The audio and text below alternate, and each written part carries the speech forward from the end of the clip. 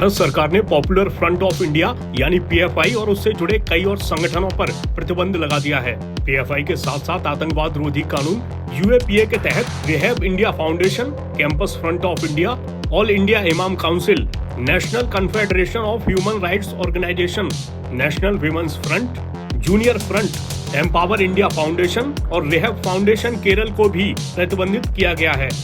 देश भर में पीएफआई से जुड़े ठिकानों पर छापेमारी और करीब 100 से ज्यादा लोगों को उनकी कई गतिविधियों के लिए गिरफ्तार करने और कई दर्जन संपत्तियों को जब्त करने के बाद केंद्र सरकार ने ये कदम उठाया है।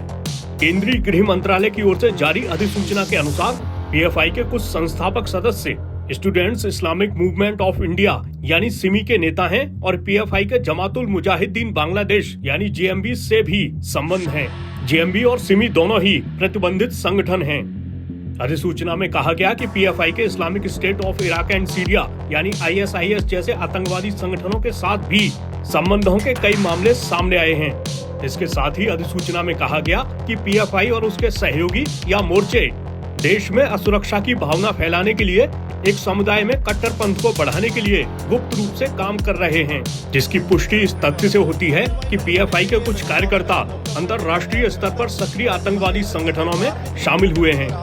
इसके साथ ही अधिसूचना में कहा गया, उक्त कारणों के चलते केंद्र सरकार का दृढ़ता से ये मानना है कि पीएफआई की गतिविधियों को देखते हुए उसे और उसके सहयोगियों या मोर्चों को तत्काल प्रभाव से गैरकानूनी संगठन घोषित करना जरूरी है।